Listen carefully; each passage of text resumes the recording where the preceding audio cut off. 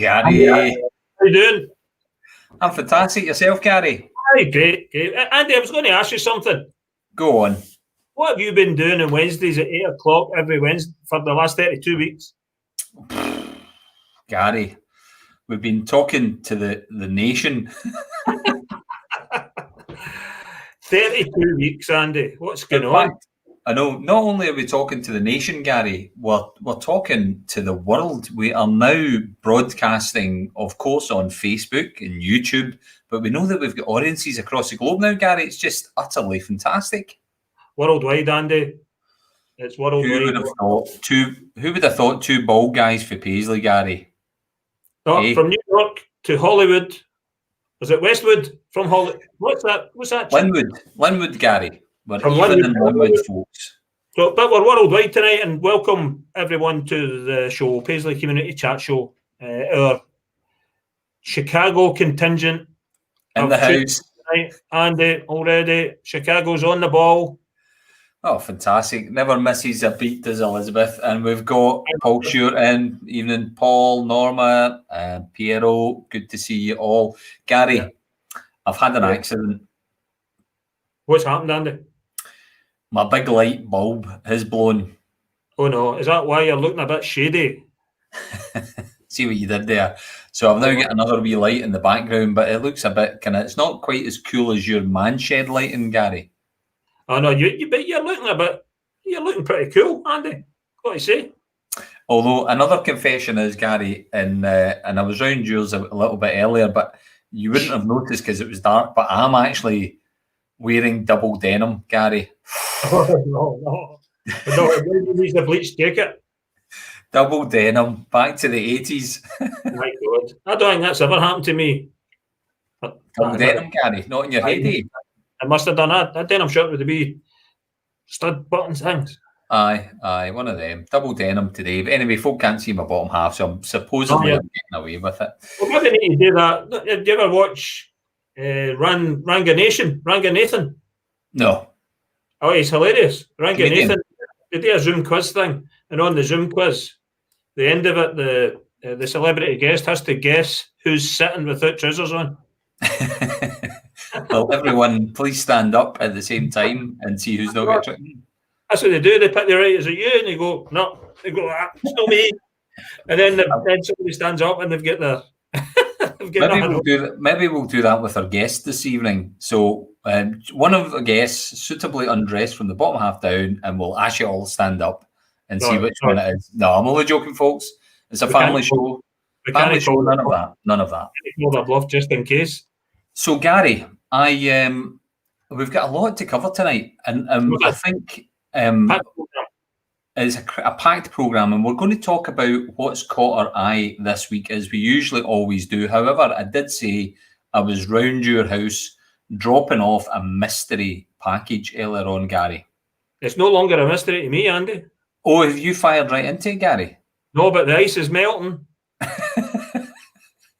So listen, folks, we had mentioned that one of the things that caught our eyes a while back was this, and it's a new gin from Teardrop Gin, and it's Paisley-inspired Teardrop Gin, crafted in Scotland, and we've got a bottle each, Gary, haven't we? What? Now this could be done as an advertising slot, because we're not really advertising. Oh, we're not. We don't have an advertising. So this is going to be a real-time taste test, folks. A wee Teardrop Gin. Andy dropped that off to me very kindly earlier on. Look at that bottle. It's a beautiful bottle. It was really well packed, and so have you got your ice and all that, Gary? Because I think 32 weeks in, we deserve a wee libation. So I don't have a gin glass, Andy. I'll need to invest. Oh, I've got a fancy gin glass, right? So we're going to have a wee go at this, folks. So listen, how far up should I pour this, Andy? I'll get a wee measure, Gary. Oh, you see, I need to take the plastic off of this. Right, there you go. 5 glugs. I might be some time trying to get the plastic off. No, here we go. 5 glugs. Right, I've got a wee measure here, Gary. Here's one I prepared earlier, and I've got a lovely wee fever-free tonic. Available in all major stores. Now, the folk at Teardrop Gin, Gary, assured us that it's actually a nice sipping gin as well. Oh. That's not bad. That's not, in fact, that's actually really good. Gary, I've got my 5 a day. Oh, aye, that's the berries. I've got my 5 a day going in. Oh, do you do that? What's that? Didn't know you did that. Well, your 5 a day, okay. You can drop in some any kind of foliage, berries, anything like that you fancy. I like a cucumber with mine. What's that? A cucumber? I like a Hendrix. Well, maybe it'll be converted to teardrop after this, Gary. For my then, have you got yours, Gary? A non-gin glass of gin. That's all right. Well, listen, to everyone who's watching. Cheers, everyone. Cheers. All the very best. December. Happy days. I think I've overdone it. I'm going to... I need to watch what I'm doing, going back across that grass, Andy. You don't want... Did you pour yourself too many? It's actually really nice. That is lovely. So... That'd be nice to sip one. So by the time Teardrop Gin. The time Julia comes on later on, and we said we would watch the pace of our tone this evening. The time it gets to 8:45, we'll be gibbering. I know. We'll better go easy on it. That is lovely. And apparently they're doing a click and collect from IVAD. So you can order online, Facebook, or their website, Teardrop Gin, and you can click and collect from IVAD and Paisley. So that's lovely. Cheers. Fantastic. So, folks, we're going to enjoy that tonight. And let me just check out the Facebook comments. So we've got some there. I have dropped into Councillor Devine. I think he might be trying to bust us here. It's prohibition. That's how we're having to do it in the room. Provost frozen berries are the best, apparently. There we go. From that's a good tip. I'll put my berries in the freezer before we have our next gin. Where does that phrase come from, Andy? The berries. That's the berries, by the way. Is that Edinburgh? No idea. Oh, hold on a second, folks. Remember, it's 43% strength, Andy and Gary. We better take it easy tonight. Oh. So listen, Gary, we've had a busy week. What's been catching your eye, Gary? Catching my eye? Well, I want to refer back to some of last week's Catch My Eye because it's still very relevant, helping each other out in this time of Christmas and people just kind of feeling they need a bit of a hand. So the St Mirren FC Community Foundation or Charitable Foundation and the Star Project are looking for people to help them out. And of course, last week we had on the Renfrewshire Christmas Toy Bank. So we did. I think it's important everyone recognise the Renfrewshire Christmas Toy Bank and help out. I didn't know you could donate spray and links and stuff to young guys. So we picked up a couple the other week in Tesco and shoved them in the basket. So Fantastic. If you're in Tesco, pick up some links, shove it in the toy bank. That'll be a great help. Absolutely, Gary. And the Star Project one, in terms of the ingredients list, I've got that on the screen. So if anyone is keen, that should pop up on the screen right there. Yes. So, any berries? What's that, Gary? Any berries on there? Any berries? No. You've got some celery. You could put that in a gin. Yeah. And a cucumber. A bit of cucumber. Bit of cucumber. I wouldn't go putting any broccoli in a gin. Well, Can't imagine. But there you go, folks. You can drop off the donations at the Star Project in Wallace Street in Paisley. So if you want to donate to that fantastic cause, you can drop it in there. Oh, brilliant. Anything caught your eye, Andy? Well, there's been a few things. Is it always my eye that gets caught? No, there's been a few things, Gary, that's caught my eye. And one of them we talked about last week as well. We talked about this fantastic news. Yeah. And without breaking any confidences, Gary, it's fair to say that you and I had a chat with the new owners of the Paisley Centre recently. That's fair. That is fair. And all we can say, folks, is we're really encouraged. We're really, really encouraged that they've got Paisley's long-term interest at heart. So we're really encouraged by that. That was good. Yeah. Yeah, and it's great that they're asking us things about Paisley. Absolutely. And another good bit of news that caught my eye, Gary. This one. Yeah. Well, that's fantastic, Andy. I mean, you were in that gig we put on last year. Was it last year? Just over a year. Eddie Reader in there, and I can imagine that place when it's actually done up and finished. It's going to be amazing. It's going to be great. So this is Coates Folk for folks. For those that maybe not know, they've been granted building warrant consent. That means that they're allowed to start the work inside Coates to turn that into a performance venue. So that's going to be a really welcome addition to Paisley and a really welcome addition to, I guess, make sure it doesn't fall into ruin and disrepair. Yeah, best of luck with that. Folk at Coates. A couple other things caught my eye, Gary. Yeah, we had Tom Ury on last week. Yeah, well, Andy, what a show last week! Oh, always a good show, But last week was brilliant show. And Tom was on, gave us it was the countdown to Christmas special, and we had Tom on giving us a song, but talking about some of the things that he's very involved in connection to mental health and the recovery journey. With the Provost on, who gave a wonderful, hopeful message to everyone at this time of year. But one thing that's better than one Tom Ury, Gary, is, of course, 6 Tom Urys. 6 Tom Urys? Is that was that one? It was. Tom's doing a countdown to Christmas of his own with the Tom Ury Advent Calendar. So every day he's doing a new release, and this was yesterday's. And it was a cover of the Flying Pickets. Yeah, he's multifaceted there, Tom. He is indeed. But aye. So what else caught your eye, Andy? Are you prompting me for something, Gary? No, I was just wondering if there was another one in your list. There was one final thing that caught my eye. I've got 2, but they're both a wee bit of a kind of grumble. Oh, no. A wee bit of a moan.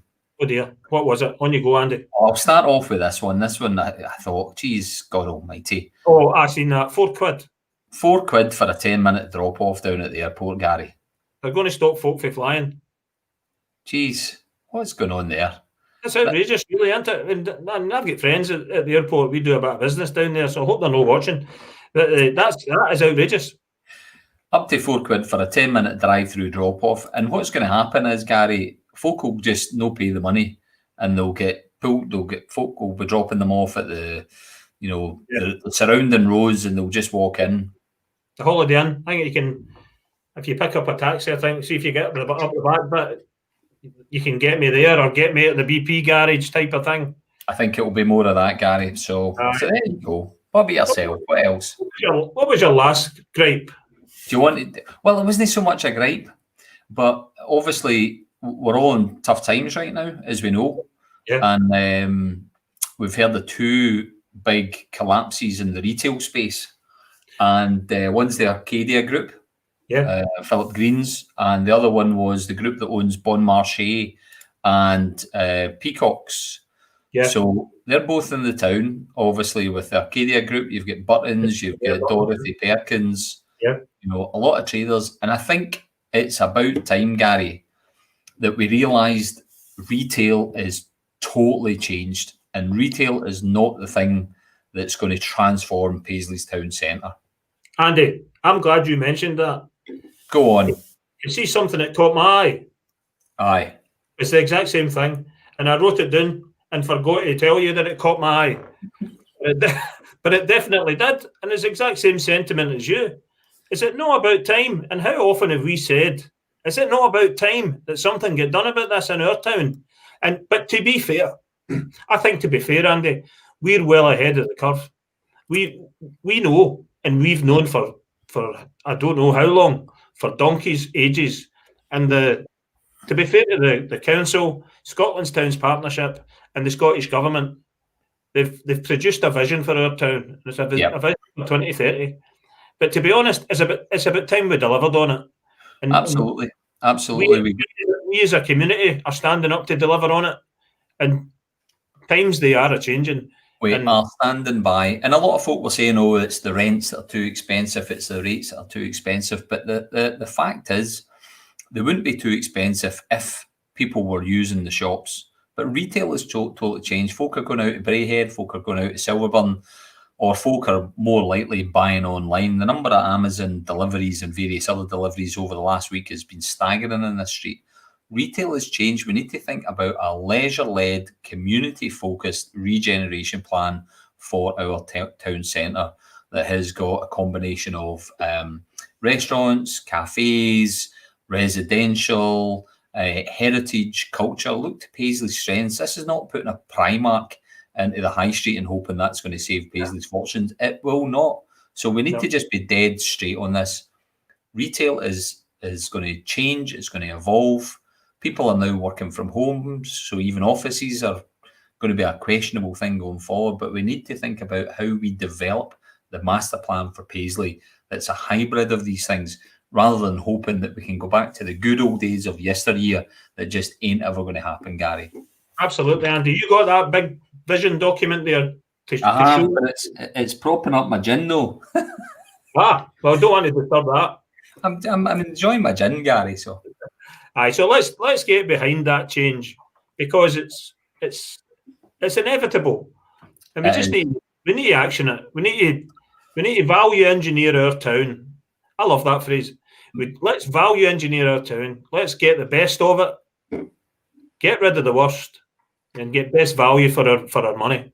Community focused. We could talk about that and leisure led all night, Andy. We could, and we've had a programme on about it. We have. But is it not about time that we brought on some guests? I think so, Gary. It is, after all, a chat show.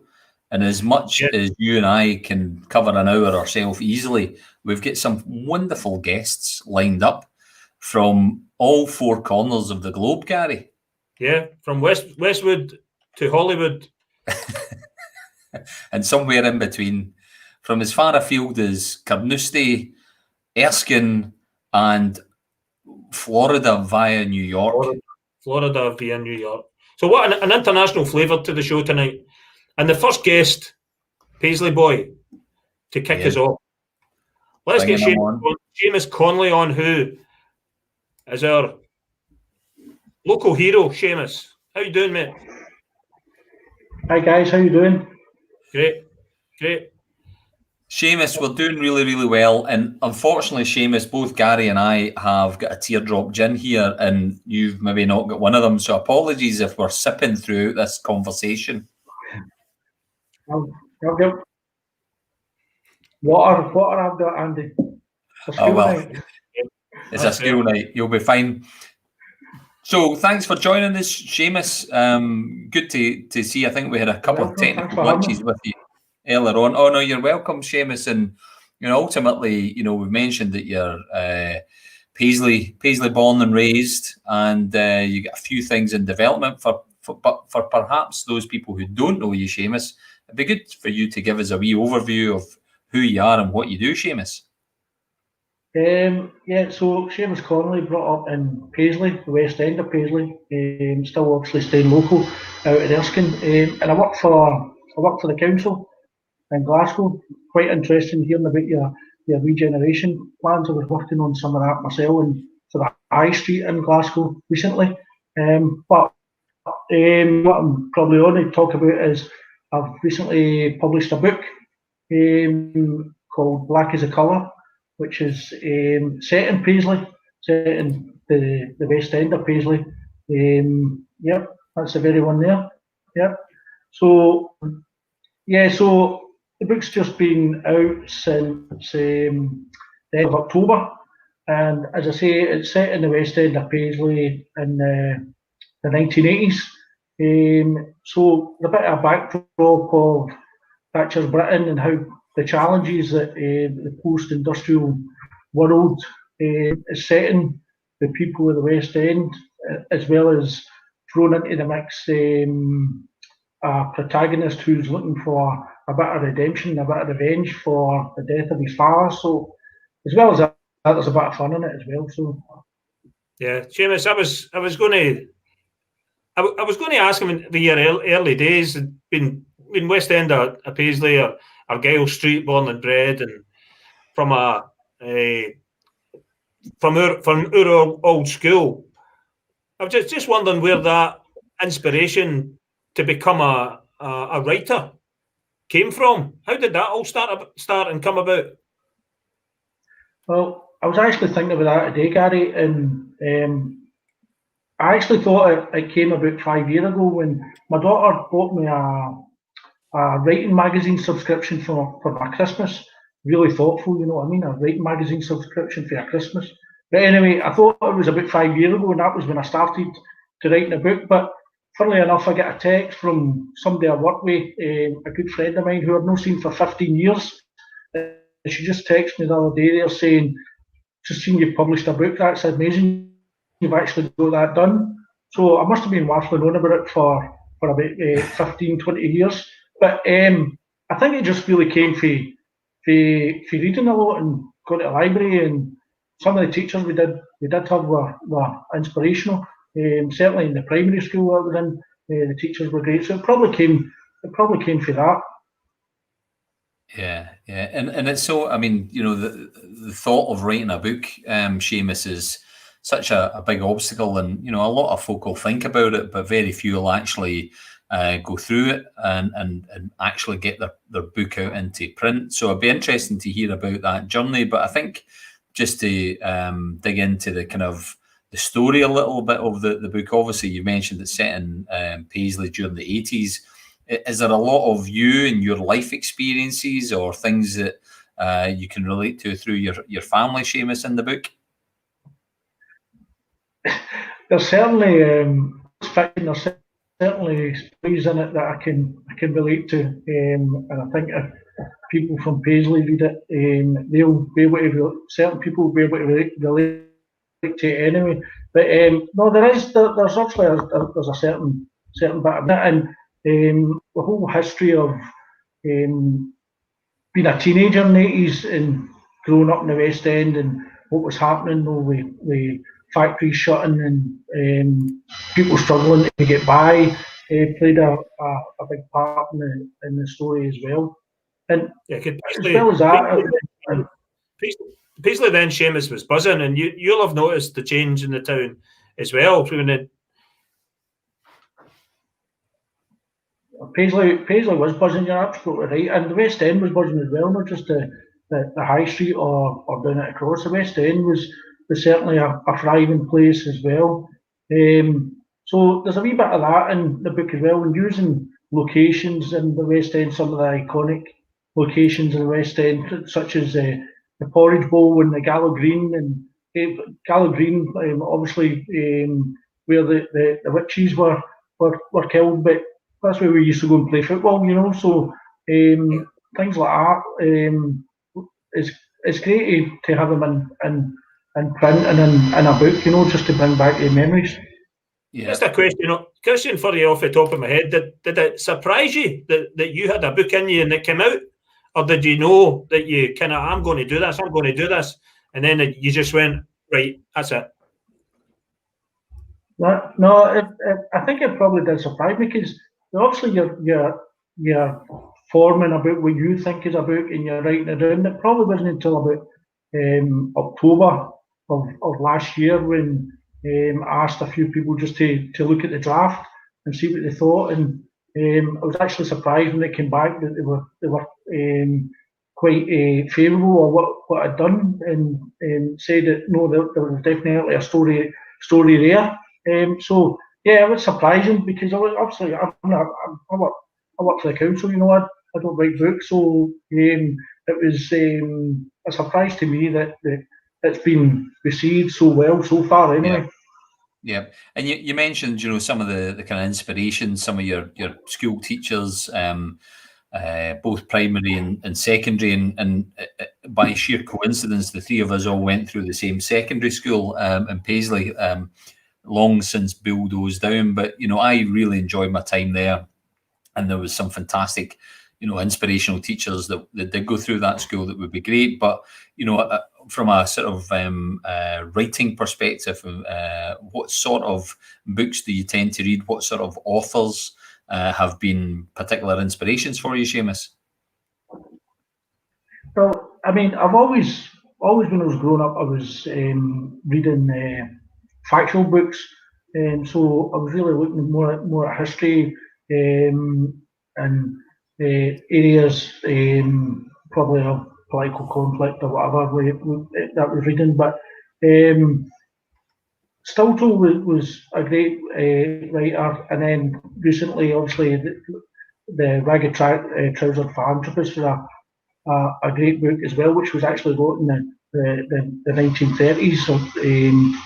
So books by the authors were really good and influential. But I've just started really to pick up on fiction and reading fiction because, as I say, I've never really been into fiction, but now obviously I am. So it's good to know your audience and your competitors.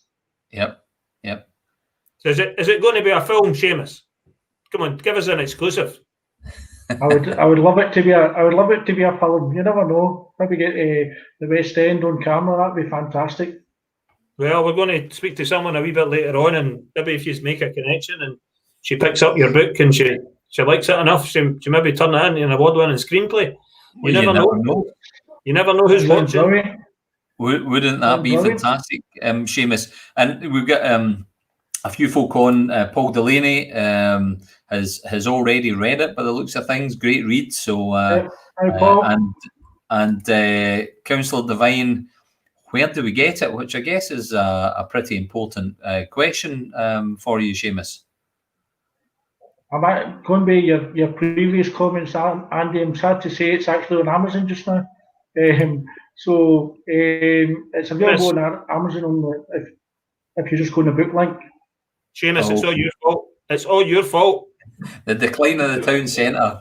You authors writing your books and selling them on Amazon.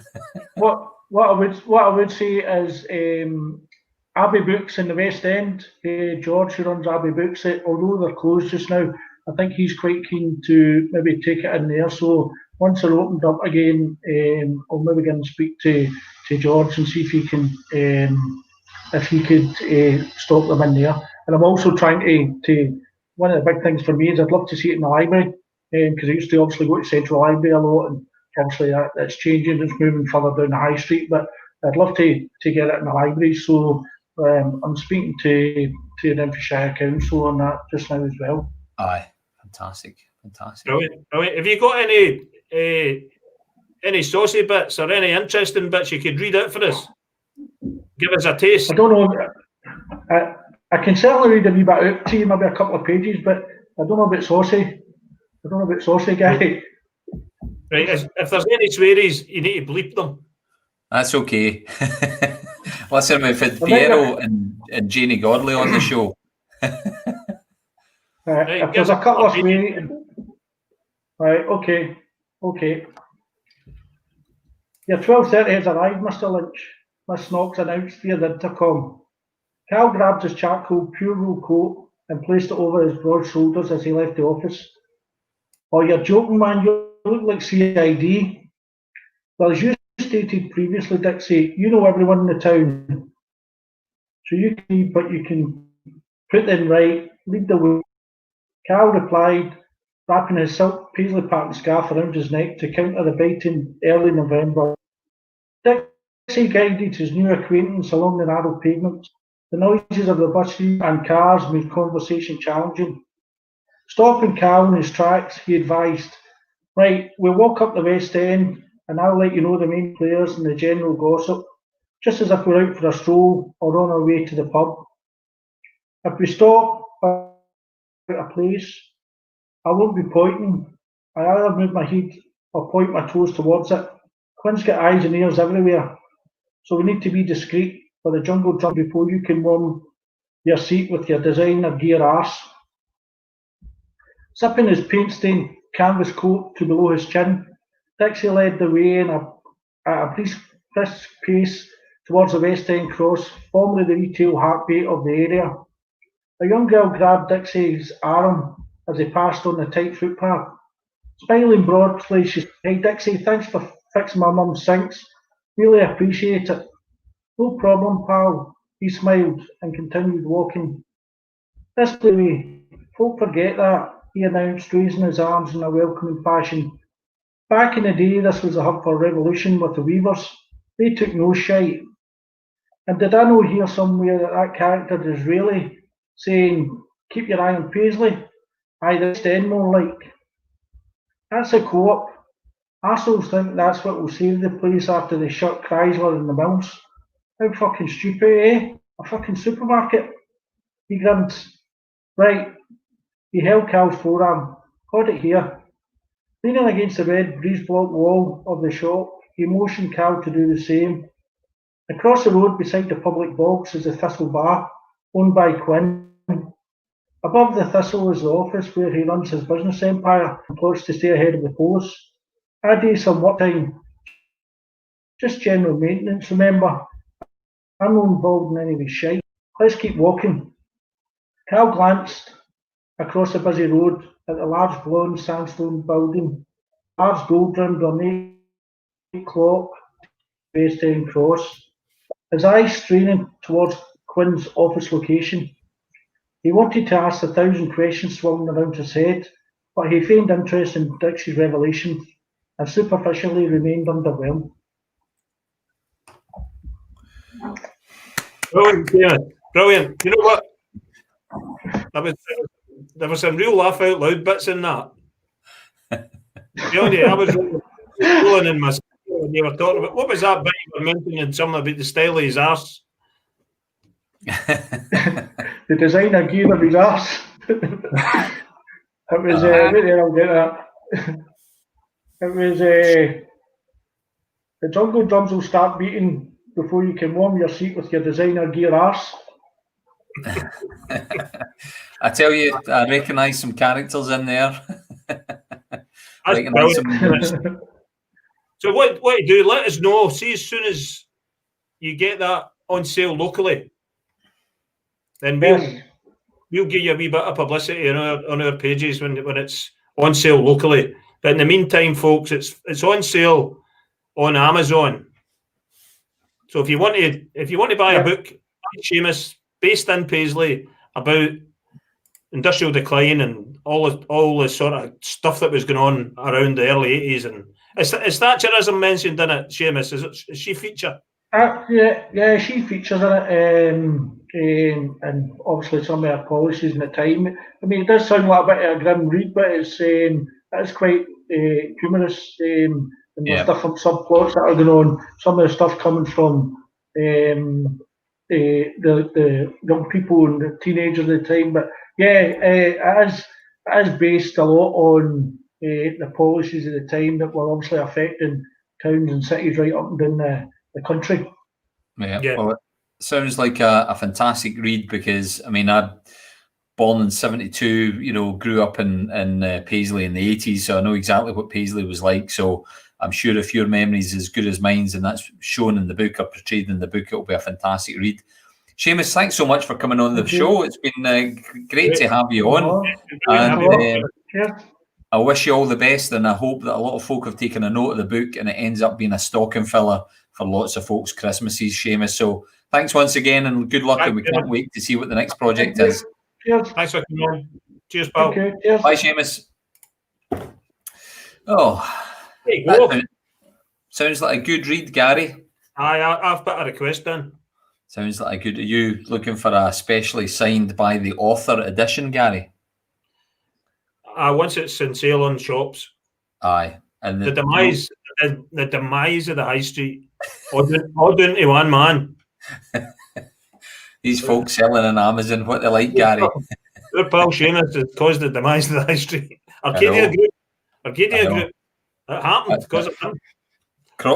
Anyway, I'm to the gin. I'm starting to gibber. How has the gin gone down, Gary? How are you enjoying it? Very nice. Cheers. I think you definitely need to get some fruit in there as well, just to kind of mix it up a bit.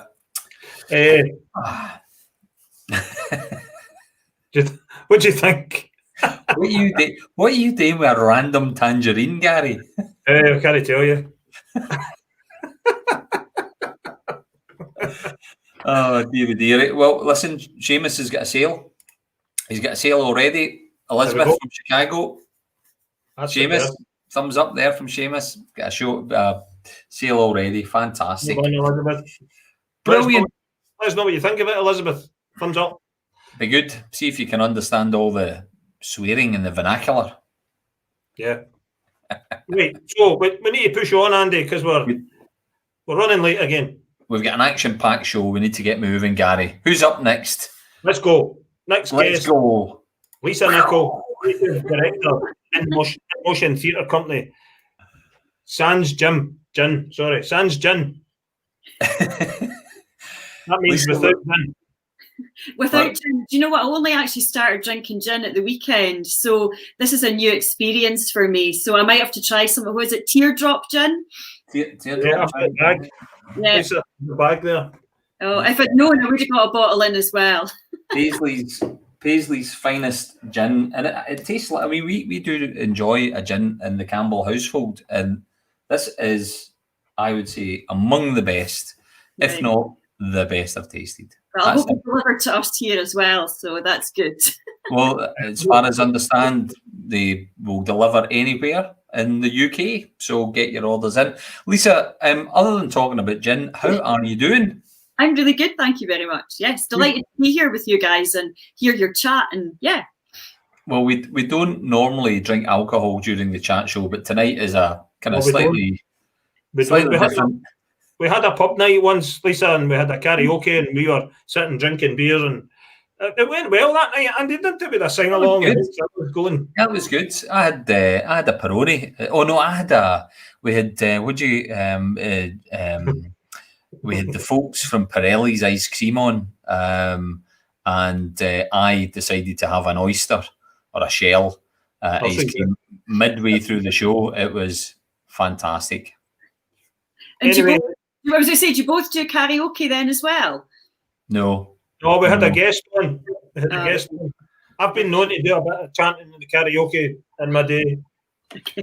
I was just about to say that as part of our new play, which we'll obviously come to, there is a whole theme of karaoke in it as well. So if you're looking for a wee part, we might be able to, get you in there. Lisa, I was just going to say, Lisa, you're a professional because you're already making introductions into what we're about to talk about. So, thank goodness you're keeping us on point tonight. We're looking for a producer, Lisa. Any chance that you can help us shape the show? Gary, I'm thinking of a co-host if Lisa wants to step in. Andy, this might be the first night that we get a guest on and don't ask her anything. Can I just say that anybody who is watching this who knows me, this will not surprise them probably. We've been told when it was on Twitter in the lead up to the show, and Jean gave us a bit of a warning that it might not go to script, or we might not get a word in. So far.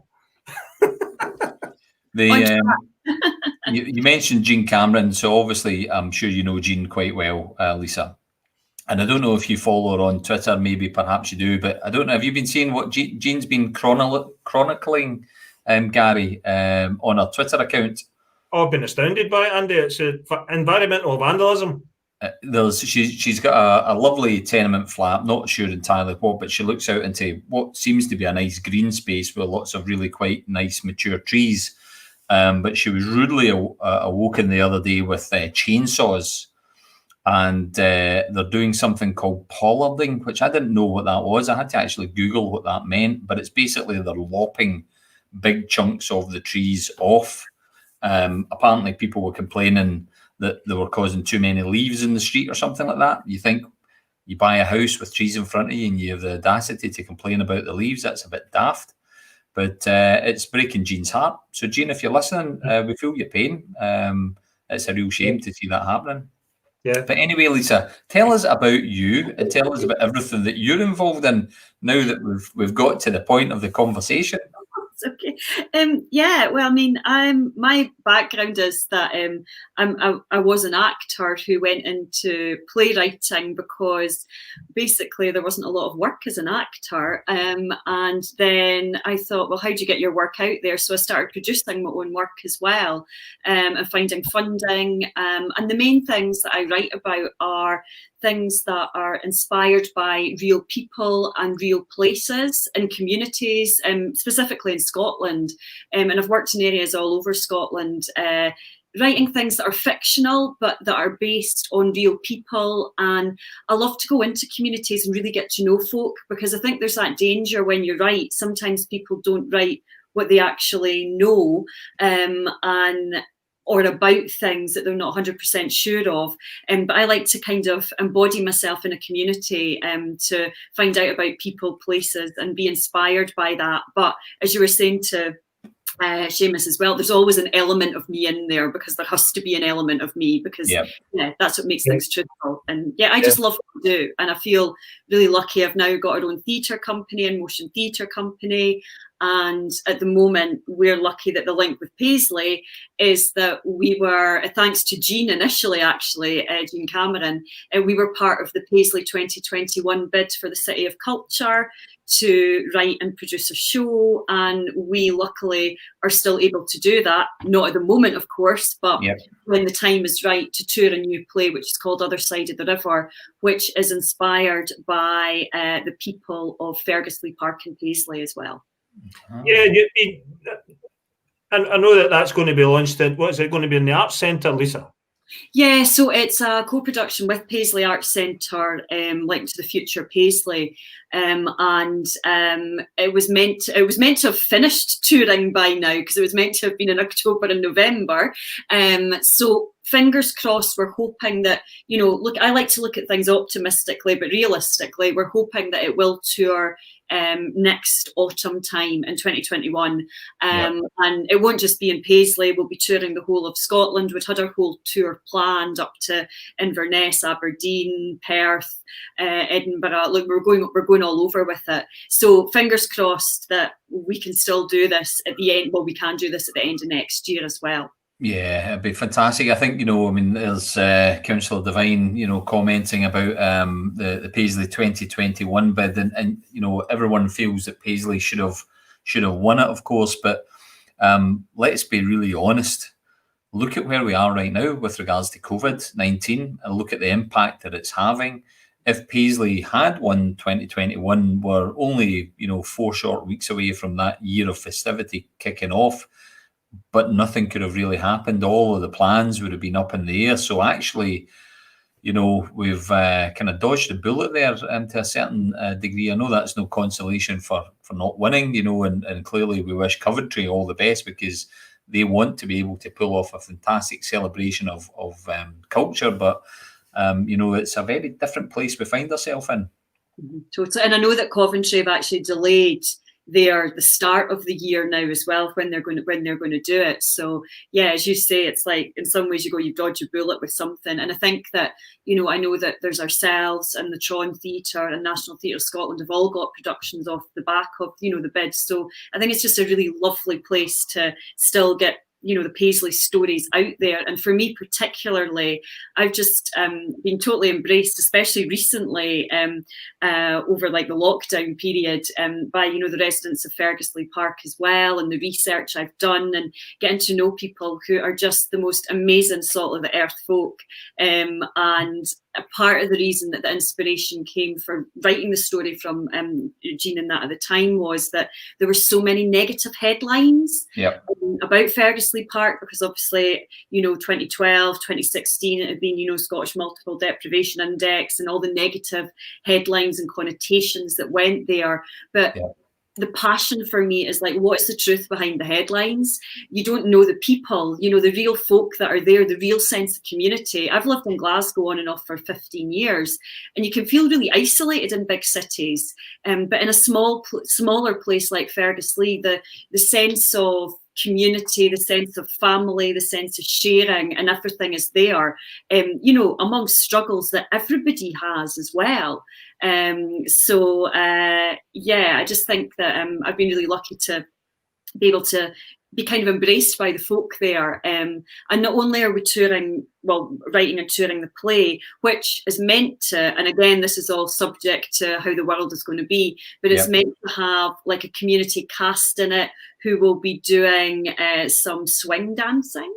And also songs in it as well, so that it's going to be quite an uplifting piece of theatre that we'll be able to tour with. So we're just hoping that we can bring some of these elements together to be able to I think folk will be needing live performance as well. Yeah, we're all desperate to get back. Yeah, did some of that come from, and is that the monologues you were thinking about, and is that linking into Paisley FM, or have I got that mixed up? No, totally. So what we've been doing, so one of my things is that I like to kind of keep things visible and keep people involved, even though the tour isn't happening. So I've been working with 7 amazing folk from Fergusley, aged between, can I just say, between 20 and 82. I don't know if I'm allowed to say that, but I found that out the other day. So 7 people, some who have never written before, and I've been working with them on live and recorded Zoom sessions to get them to write monologues.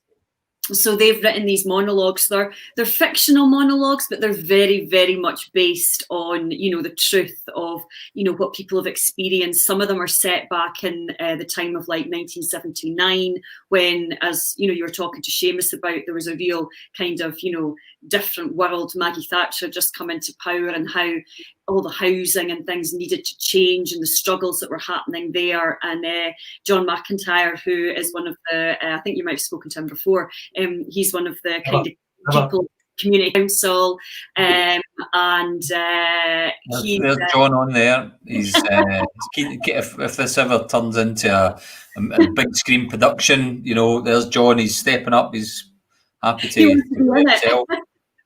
Well, he's written a fantastic piece, and it's really interesting because him and also Terry McTernan, who's a community activist there as well, they were like, oh, we don't know if we can write, Lisa, I'm like, but think on it, how you like talk to people and how you get them in, and they've both written 2 fantastic pieces that I'm so proud of, like, folk when they write things, and I love engaging with people and developing people who are early stage writers as well. And I really love, just because my background, I'm originally from my family were born and brought up in Dundee. I was brought up in a wee village between Carnoustie and Dundee, and very much my dad was a meter reader and went out and worked all these days. So I love hearing kind of the working class voices coming out there and the raw material that that we can hear.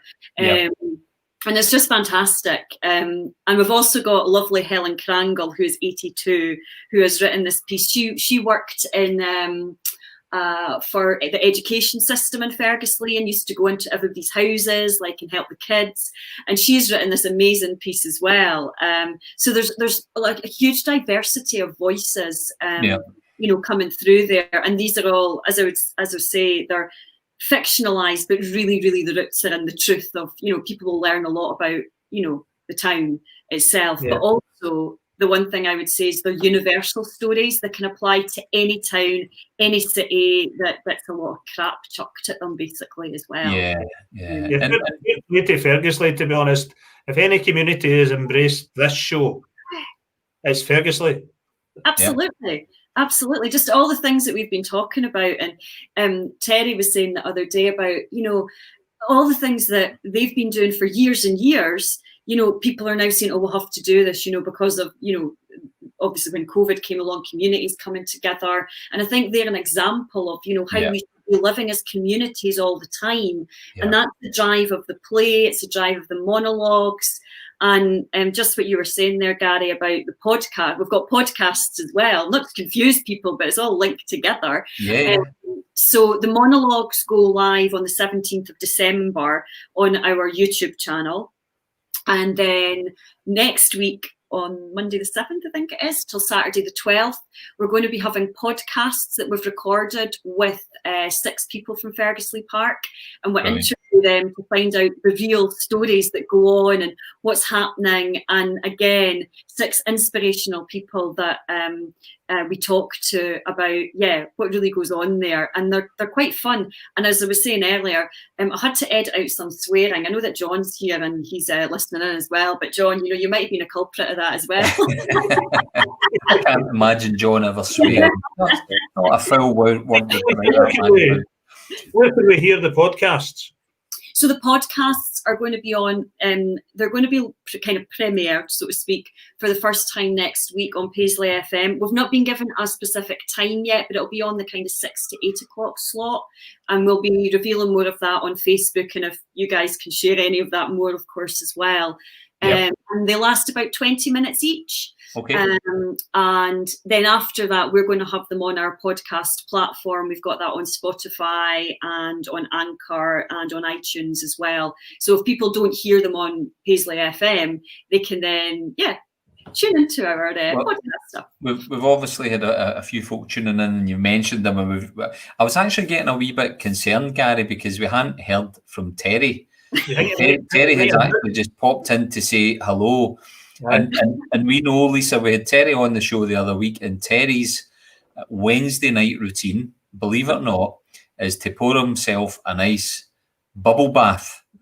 And he gets into the bath and has a wee soak and watches the Paisley Community Chat Show, believe it or not. So right now you've got a picture of Terry lying in his bath watching this show. Fantastic. Maybe we should get the person who's doing his monologue to do it from the bath then. Terry thinks of that. Picture him with his legs up on that wee tray you used to get across the bottom of the bath. And your soap and your duck. I hope he doesn't lose the soap, Terry. So we don't want any more recordings. But Lisa, I was going to say, Paisley's got such a rich history of wonderful characters, wonderful stories. I'm sure you're not shy of resource or source material to be able to put that forward. But one of the things that we're looking to do at Paisley Community Trust is obviously deliver cinema and community cinema in the town. And one of the things that we're quite keen to do is working with our community to tell those stories, to tell the stories of Paisley people, to tell the stories of Renfrewshire people, and to ensure that kind of celebration, if you like, is a key thing. So when you go along to watch the latest movie, what we're planning to do is have shots created by local people, telling local stories. And we think it'd be great to maybe collaborate with you at some point, Lisa, to think about those stories that we can show and develop and put onto the big screen that celebrates the story of folk from Paisley. Absolutely. And I think that's it. We're going to have these 7 recorded kind of between 4 and 5 minute monologues that are all getting performed by professional actors, which is another kind of great thing for the writers to, have as well. And then these can be used individually in the future. But actually, I was rehearsing today for John's piece with Josh Whitelaw, who's acting in this bit. And actually, Josh is like, this would make a great short film. So we were getting a little bit carried away with going, well, and like hearing that from yourself, I think there are opportunities and there's things coming from it that we're going, this has to continue. And I know that the guys who we've been working with are going, how can this continue? Because often, as we know, in any community, you get given something and then it's bye, see you later, and there's nothing else there. So I'd love to find so many ways that we can continue to get these stories out there. So fantastic. Well, let's come back to that, Lisa. Definitely will. And when we've got news of your podcast in Paisley FM, we'll post them up. Because we're stars of Paisley FM as well, because this show gets recorded and put out tomorrow night. Fantastic. On the catch-up. And Lisa, I'm afraid we've ran out of time, but we did want to talk about Hidden Women. But what we'll do, you've sent through a YouTube link. So is it okay if we pop that up in our Paisley Community Trust thread? Is that okay for sharing? Absolutely. That was our last production that we did last week that went out on our YouTube channel. Brilliant. So what we'll do, folks, we'll post up the link to YouTube Hidden Women, which is your latest production, and we'll make sure that that's well promoted as well. But Lisa, it's been absolutely fantastic to have you on the programme. And sorry we kind of started talking about gin and various other things before we get round to talking about the business stuff. But it was great to have you on, and we'll make sure that we follow up and see what we can do to collaborate and work together. Thank you so much, gentlemen. It's a pleasure. Thank you so much. Thanks for coming on. Thanks, Lisa. Thanks, Lisa. Cheers. Bye. Bye now. Bye-bye. Andy, we could talk all night to each individual guest, and I have a fear that with the next guest we'll actually talk all night. We will. So we've kept Julia waiting. We can't keep Julia waiting any longer, Andy. No, well, without further ado, we'll bring Julia Campanelli onto the screen live from Florida. Julia. Hi. Hey, you guys. Thanks for having me on your show. Yeah, it's a pleasure, Julia. Cheers. You're welcome. It's a bit... Julia, I'm sure it's kind of early afternoon where you are. Early for me, yes. maybe too early to hit the gym, but thanks so much for joining us. You're based in New York, but you're down in Florida right now, enjoying some winter sunshine, I guess. Well, it came down for some family. I get personal. My father had a nasty fall. Oh, okay. I had a fracture, so I came down to help out. He's doing fine. Got out of the hospital last week. Everything's good. It's all good. But that's why I'm in he's on the mend. Yeah. Thank you. Yeah, we hope he's Julia. Yeah, the connection here is actually really quite good. So from Paisley to Erskine was a bit dodgy, but going from Paisley to Florida is actually quite a slick connection. Well, that's, I don't know, American ingenuity. Who knows? I don't know. Oh, fantastic! I have a good mic. So. And Julia, you were saying earlier on, just before we came on to the show, that you were still getting your ear in when it came to the Scottish accent. How did you cope with myself, Gary, Seamus, and Lisa? Did you manage to follow most of that?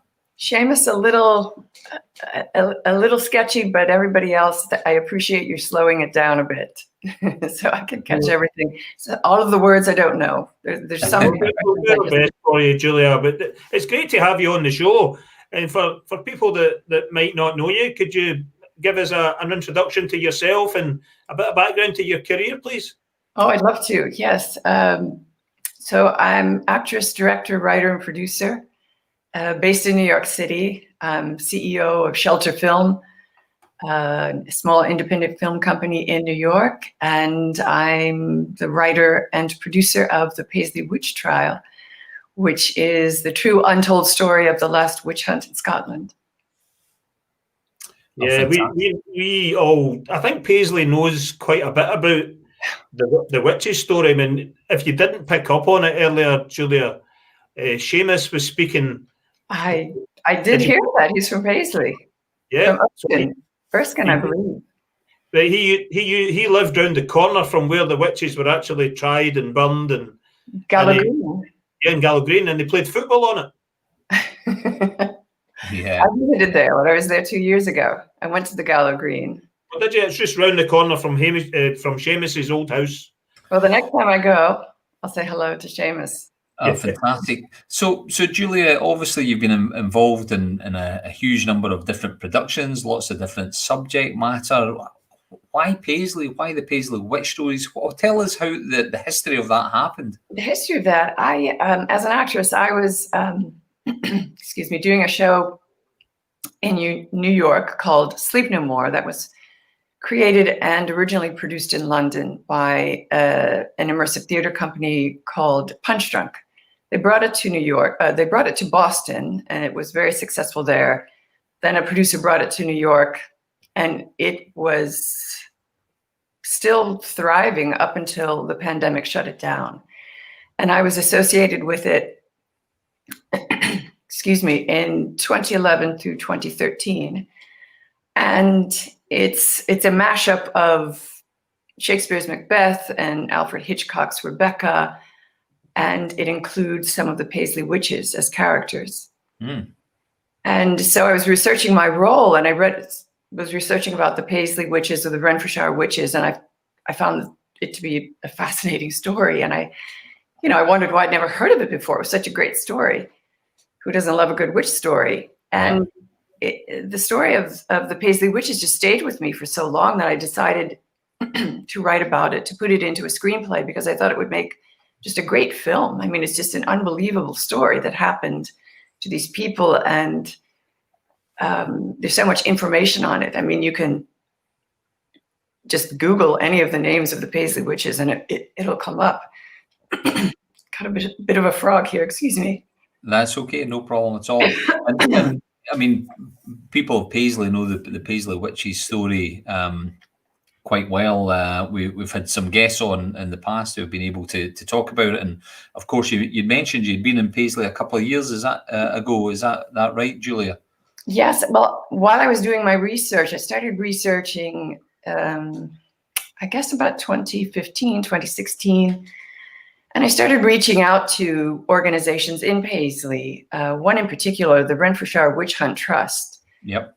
And they provided me with a lot of information, a lot of background, and a lot of resources to continue my research. And I became very friendly with them. The two women associated with them, Liz Gardner and Annette Whitelaw. Yep. And we've become very good friends. So I wanted to do some location scouting. I was in Paisley, let's see, October of 2018, and I met them face to face for the first time. It was great.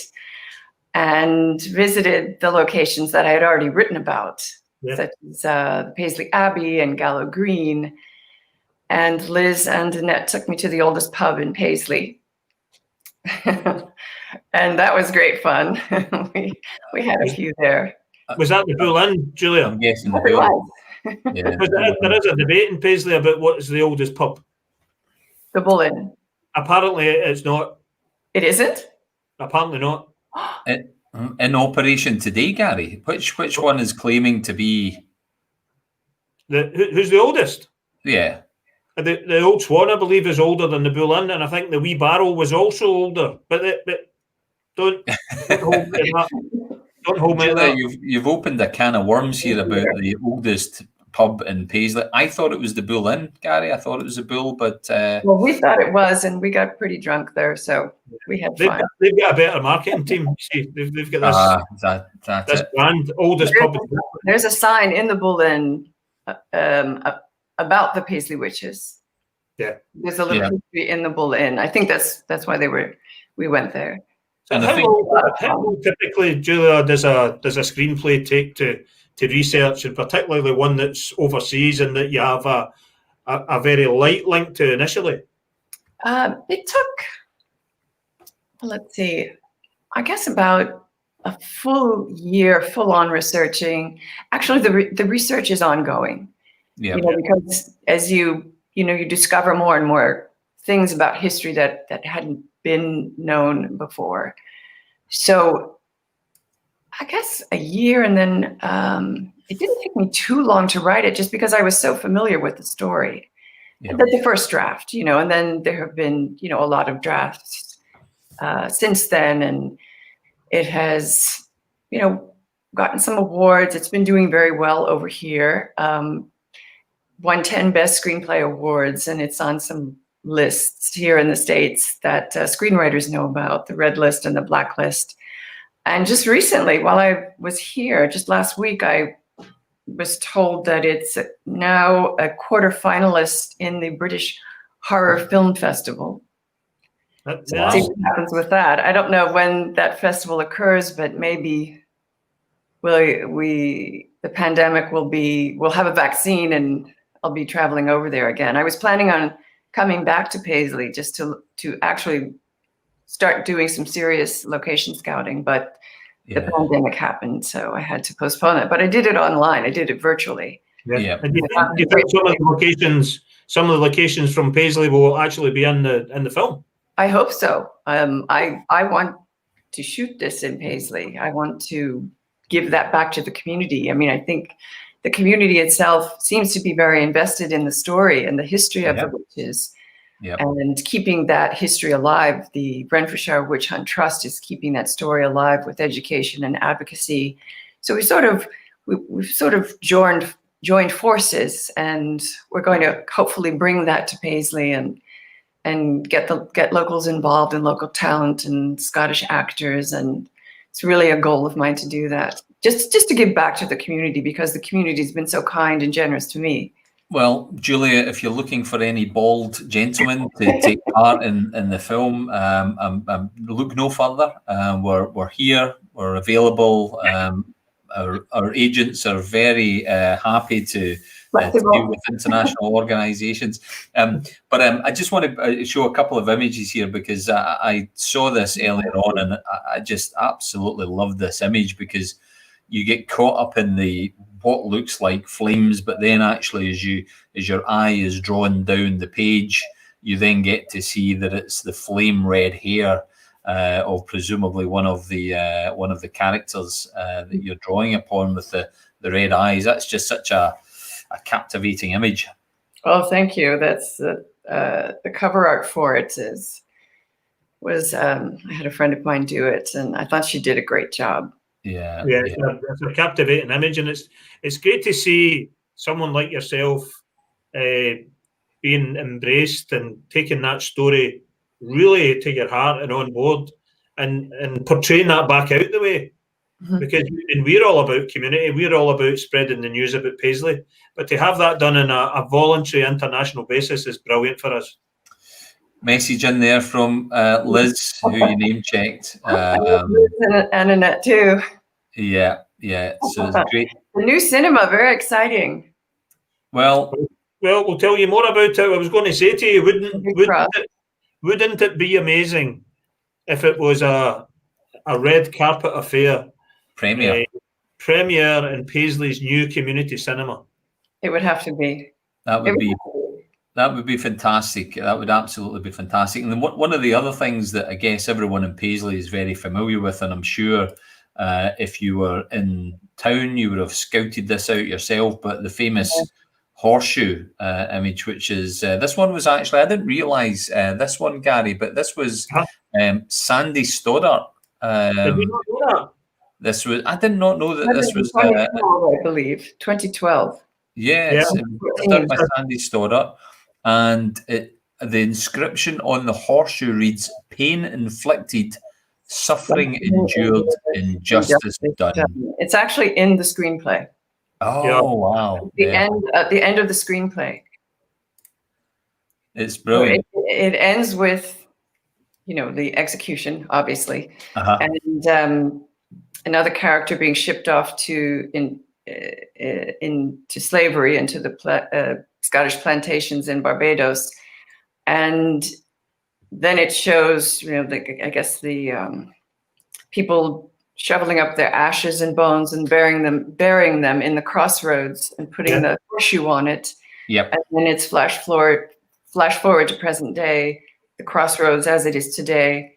And then superimposed on the screen is that inscription: "Pain inflicted, suffering endured, injustice done." Wow. Because it's important that injustice was done. Yeah. And one of the goals of my writing this is to, say the names of those who were wrongly convicted and executed. And there's a campaign in Scotland right now doing just that, the Witches of Scotland. Yeah, I know you were speaking to them the other week and backing that campaign, Julia. Is that something that you're passionate about now as well? Absolutely. I'm glad that somebody's doing it internally in Scotland, and we're just so like-minded about that, because to be wrongly convicted of something is one thing, but not to write it. Once you know the truth, you need to get the truth out there. Yeah, the truth matters so much, especially since over 4,000 people in Scotland were accused of witchcraft. Yeah. 2,700 were executed. 84% of those accused and executed were women. So that's a big percentage, and that needs to get out there. Women didn't have agency, didn't have a lot of rights in the 17th century. Yeah, I was certainly aware of the Paisley witches story. I mean, as a child, I remember my father taking me down to that area of the town, Maxwellton, and we would drive over the horseshoe. It was quite a thing to do. But a few years ago, I read Carl Sagan's book, Demon Haunted World, I don't know if you've read that one yourself, but it's certainly worth reading. And he is starting to explore, why do people think that they see ghosts, or why do they think that folk are abducted by aliens, or why do they think that people were witches. And he actually covers, Carl Sagan covers quite a large section in the book about the witch trials. And when you hear it, in today's world, you think, oh my, how was that even allowed to happen? But it was all to do with the subjugation and the oppression of women, and those that people, if their face didn't fit, as we would say, lo and behold, they were a witch, and before you knew it, they would be trialed and without any chance of overturning the judgment, and they were brutally murdered and executed. It's a horrible, tortured and executed horribly. It was horrific. But when you say, I mean, look at our world today and conspiracy theories that people are believing. They believe it. It's going on in my country. I don't know how it is. Yeah. So, and I sit with, and I think, how can people believe this? It's clearly not the truth. So, it happens. It happens. You think it could never happen again, but it continues to happen over and over again in history. And so that's another reason why it's important to get the truth out. Yeah, one of the legacies of the witches story, which is a slight side story, Piero, who's on tonight watching, as part of Paisley Development Trust, were responsible for commissioning the new Tondo, I think it's called. Is it a Tondo or a Todo? Something like that. That's the Sandy Stoddart horseshoe. But because the old horseshoe had worn away or someone had stolen it, because the horseshoe was missing, bad luck would come on Paisley. So they wanted to put that back in place to give us a new breath and a new future. And that's when the 2021 bid kicked off. And then we were started to look up the way as well. So, I mean, Piero's a guy you should get to know if you've not already been introduced. Not yet. No, I look forward to it. But I think the original horseshoe went missing, and then I think it coincided at the time in history in the 60s when the textile industry kind of took a nosedive, and then, the economy became depressed. So, they say that if that horseshoe ever went missing, it would be a curse on the town. Yeah. Well, it's back, it's in place, and the future is bright for Paisley. There's a lot of hard work along the way, but it's really important that as communities we work together, and we're delighted, Julia, that you've been able to join us, because ultimately the connection that you have with Paisley is through your writing and your production side of things, and that will hopefully all the way through to Paisley actually featuring in a movie at some point. I was on IMDb earlier on, and I watched Dementia 13 trailer. Oh, yes. That was quite scary. That's actually a remake of Francis Ford Coppola's first commercial film. Dementia 13 is a film that I was one of the stars of, that came out in 2017. And it was the only remake of any Francis Ford Coppola film. I mean, who would dare, Yeah, of course. It was one of his first commercial films that he released.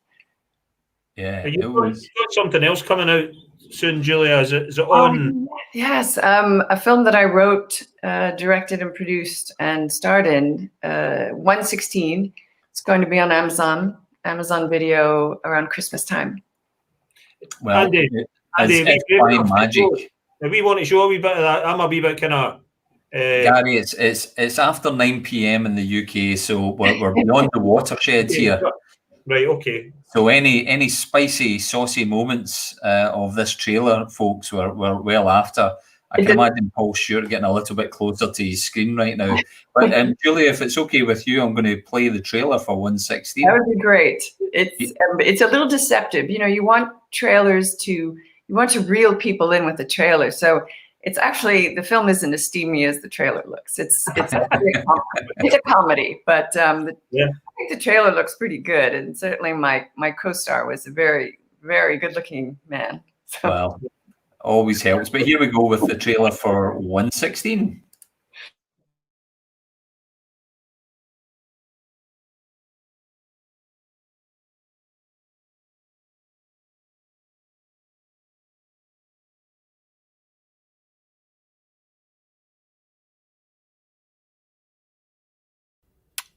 Oh, how you take my breath away in the darkness of the night, my baby. Stay, my heart hides beneath these rented sheets.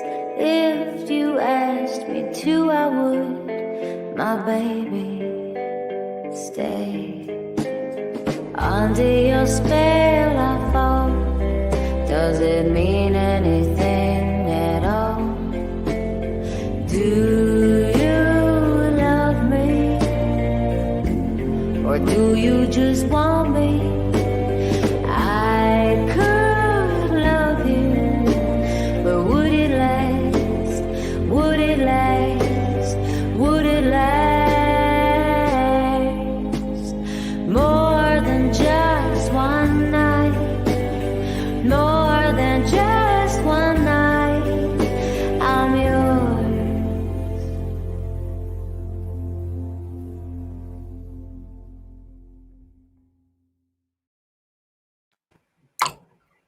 Julia, I'm blushing ever so slightly. Say again, sorry.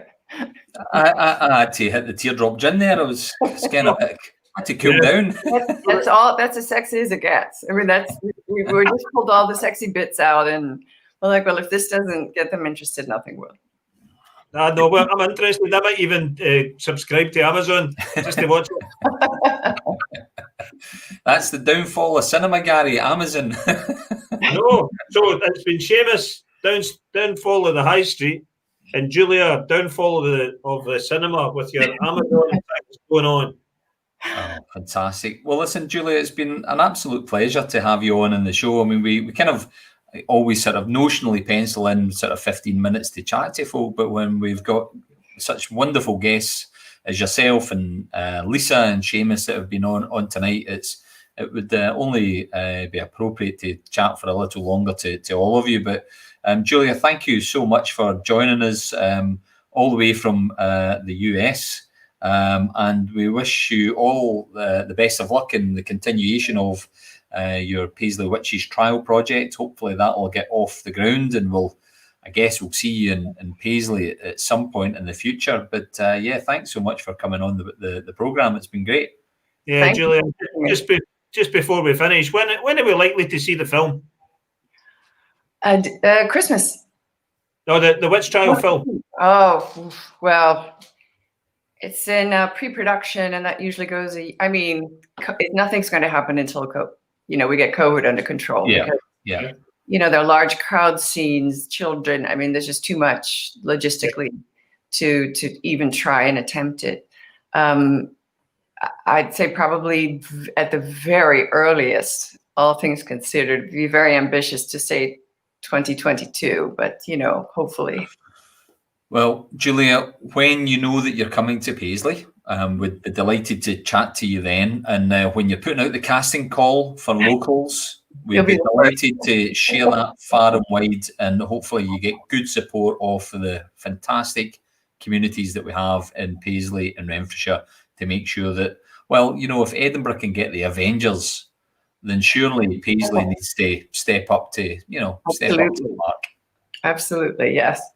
Yes, and thank you so much for having me on. It's been just wonderful. I'm a fan of your show now. I've been watching it. Oh, thank you, Julia. And I said you guys are a riot. That means, a riot is a riot, but it's an expression meaning I thought you were pretty funny. Yeah, it is good. Fantastic. Thank you very much, Julia. Excellent. Julia, all the best. Have a wonderful day, and I hope your dad's Thank on you. the mend See soon. Okay. see you over here soon, Julia. I look forward to it. Hope so, yes. Bye Okay. now. Bye-bye. Bye. Bye. Imagine that, Gary, a film getting made in Paisley. I mean, I know a few films have already been kind of made in Paisley. They've kind of had various TV programs and various bits, but you know, a whole film being produced in the town could be fantastic about such an important period in our history. Yeah, Andy, there's loads of stories to be told about Paisley, and it's great that an international quality star, director, writer, producer, award-winning has grasped that. I know Liz is in tonight. Good to see you, Liz. Hey, Liz. And helping with that and imparting all of that knowledge. Julia doing her own research. But it's just absolutely fantastic. A story that's embedded, rich in our heritage. And Julia saying, I'm coming back here to get you guys on. Did she say that? I'm going to get you guys in the movie. I think she said that. And I noticed Councillor Devine was he's looking for a bit part as well earlier on. In fact, I think all of our audience this evening has volunteered. We're all in. To be on the programme, to be on the show. It's absolutely fantastic, and a bit of a hot finish there at the end, Gary. There's a few blushes. Well, I get caught out by the provost there. Spotted my red face. I was going to claim it was the lighting in my room, but clearly I was. But Andy, how many times have you watched that trailer today? Just the once, Gary. Just the one. I've been far too busy, Gary. Oh, no, I mean, well, I've not watched it either. Oh, well, listen, that was another fantastic show, Gary. We just seem to have, we say it all the time, but the guests make the show. They make the programme exactly what it is. And the other part is the audience, you know, and it goes without saying that when we see all those great comments coming in, we've got a few new folk, new names that I haven't spotted previously. Welcome to you all. It's great to see you on watching the programme. But it's, you know, the audience really do make this as enjoyable as the guests, Gary. Yeah, it's good to know that we're actually speaking to people, but when they interact, and as you said, Andy, the guests are brilliant. We're not short of a word or two tonight. In fact, we nearly had our first guest slot that we didn't speak to them about anything. We nearly had that. But so, you know, if you're stuck for gin, you know what to do for Christmas now. If you're stuck for a book, you absolutely know what to do. If you're looking at getting involved in some of the wonderful theatre production work that's coming through and the wonderful stories being told and podcasts, you know what to do. And of course, there's a steamy movie at Christmas coming up. And if you wait a few years longer, you've got Paisley Witch Trial movie coming as well. Hey, Andy, it's not doom and gloom on this show. There's lots going on. And it's about highlighting the good things about Paisley. And to go back to earlier and Seamus being the downfall of the high street, then we're putting our hand up. We want to try and fix that. Absolutely. Back to that point earlier on, you know, that we were talking when I was having a wee grumble and a moan, you know, about places like Arcadia Group folding, which might affect Burton's and Dorothy Perkins. You've got Bon Marché and all that sort of stuff. Paisley's changing. Let's be part of the change. Let's make that change as good and as positive as we possibly can, because good stuff can happen. People will want to film their movies in our town because, oh my God, as a backdrop, the town looks fantastic. People want to live in the town. People want to watch movies, be entertained, community gatherings, all that stuff when we return to some degree of normality is all in our making. So let's make it happen, folks. Let's do that. Andy, I went a walk the other evening and we took in the Christmas lights and paused now and again. And I went a walk in Barshaw Park the other evening with a full moon. I'd paused in the half light. What a fantastic backdrop we've got in our town. And you're 100% right, Andy. The town's changing. Let's embrace the change and let's be the catalyst for the change and let's make it happen. Let's make it happen. So, Gary, tonight's show is in the can. Yeah. For those that are watching on catch-up, I hope it was enjoyable second time around as it was the first time around, because we've had a blast. The gin's been fantastic. Mine's is going down a treat there, Gary, and I've got my 5 a day still in there to get to as well.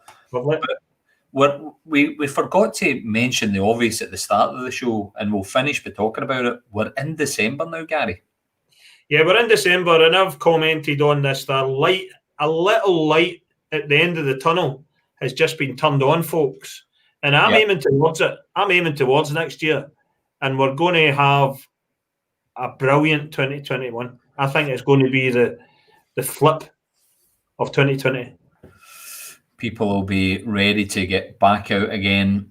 We'll be able to get some degree of normality started off, and hopefully this time has given people the opportunity to really think about how we can pull together as a community. It's been a common theme throughout all of our shows, kicked off from episode 1 with the Provost. Let's make sure that we focus on supporting each other, support our local traders, support our local businesses, and as Councillor Devine has just said, let's make Paisley famous again. Let's do it, and we'll do it together. So Gary, it's been a brilliant show, Andy. The month of December has got a few things lined up for us, Gary, in terms of shows, because it will not be long before it's Christmas. Yeah, we started counting down last week, and we've kind of skipped a beat this week. Thankfully, we've kind of went, right, okay, Christmas countdown last week. Okay, are we getting into Christmas again next week, Andy? Well, what's the plans for next week for the show, Gary? What have we got on? I could pretend and say I know what's happening next week, but I don't yet. But coming up in the coming weeks, Gary, is maybe something to do with Panto. Would that be fair? Maybe something to do with Panto. Let's think once we get a Paisley community chat show, Panto. Oh no, we're not. Look, Andy. Look. What? It's behind you. I thought you were talking about the feed there on Facebook, Gary. I'm thinking, what have I missed? Jesus, man. So easy.